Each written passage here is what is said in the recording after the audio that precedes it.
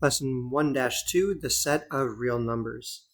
In this lesson, we're going to classify real numbers. We're going to graph real numbers on a number line. We're going to compare and order real numbers. We're also going to find the absolute value and the additive inverse of a real number. And we're also going to understand and apply the closure property. So first off, real numbers on a number line. So we can plot real numbers on a number line to help compare the numbers. So the completeness property for points on a number line just means that every real number has one point on a number line. So if you look at the number line we have here, there's a dot at -4. That only means -4. I can't have any other dot there representing a different number. Same thing with the 0, the 2, and the 5.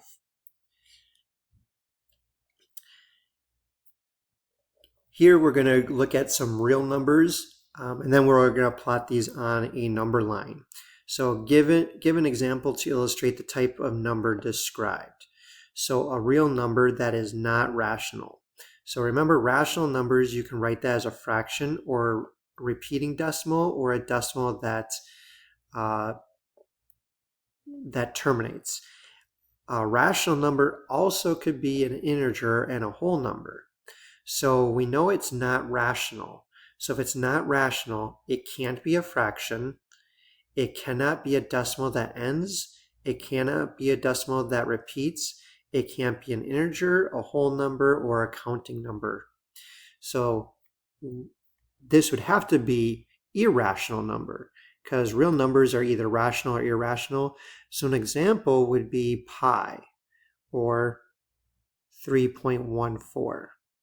That would be an example of a real number that's not rational.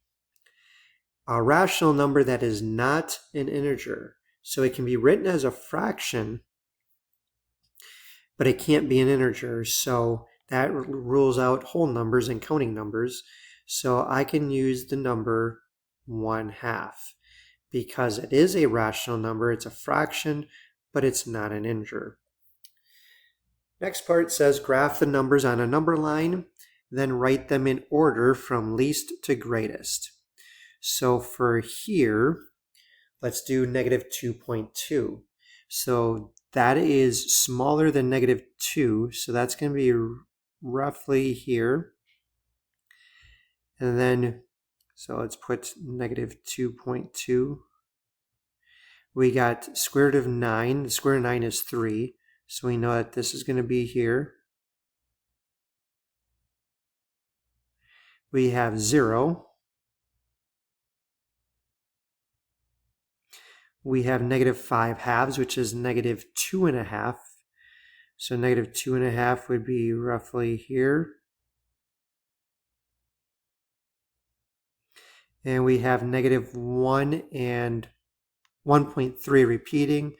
So that would be roughly here. So now we can write them in order from least to greatest. And the least numbers are to the far to the left. So that means we would have -5/2. Then we would have -2.2. Then we would have a -1.3 repeating. Then we would have 0. And our last number is the square root of 9. So again, when you plot them on the number line, it makes it a lot easier putting them in order from least to greatest. Next is dealing with absolute value. Absolute value just means the distance from 0 in both directions, and the distance is always going to be positive. So when you find the absolute value of a number, it's always going to be positive. The only way you get a negative value is if there's a negative on the outside of the absolute value. So here you can see the symbol for absolute value. We would just read that as the absolute value of x. So in some examples here, the absolute value of 3.5 is 3.5. So in your mind, you're thinking, how far away is 3.5 from 0? 3.5 from 0 is 3.5.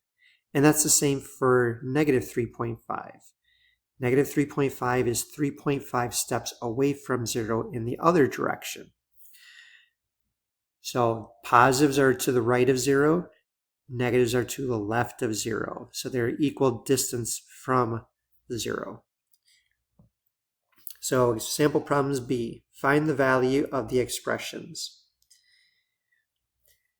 So here we have a negative, negative 30. Anytime you have a negative, negative, think of the opposite. So a negative, negative makes it a positive. So this is 30 times negative, negative 12, which means it's a positive 12. So 30 times 12. So if I did 3 times 12, that's 36. So 30 times 12 would be 360. Next one, we have the negative absolute value of 9 times 75. So we're going to do 9 times 75 first, which that's going to give us 5. 9 times 7 is 63, plus 4 is that's 675. The absolute value of 675 would be a negative 675. Now here's an example of how this was negative because this negative is on the outside of the absolute value. Next, the absolute value of negative 6.9, which is 6.9 minus the absolute value of 2.9 is 2.9. So if I subtract those, 6.9 minus 2.9 is 4.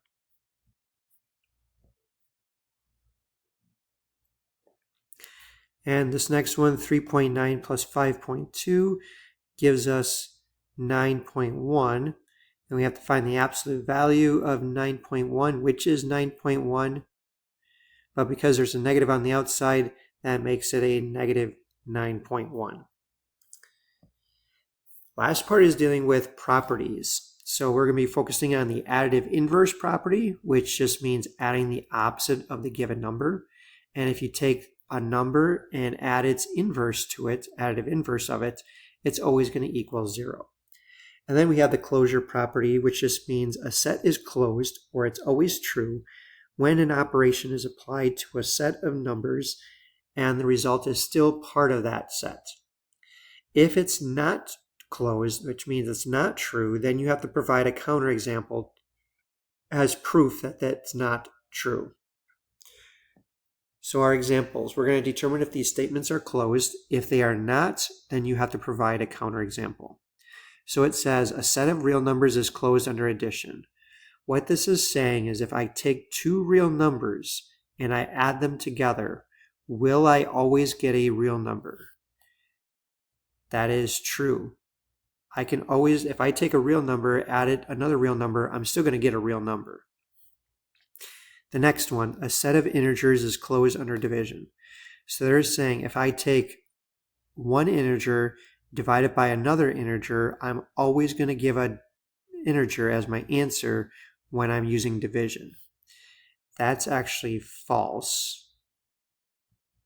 And my counterexample would be if I took the integer 3 and divide that by 2, I'm left with 1.2. And 1.2 is not an integer. So as long as you find one example, one counterexample, it's not closed. On this last one, it's written differently, but this means the same thing. It's saying if I take two whole numbers and divide them, I will always get a whole number. That is also false. And my counterexample, I could actually use the same example that I just did, but I'll just do a different one. So if I said, what if I did 5 divided by 2? Those are both whole numbers, but I get 2.5, which is not a whole number. That's actually a rational number, but it's a terminating decimal. So that is our lesson on the set of real numbers.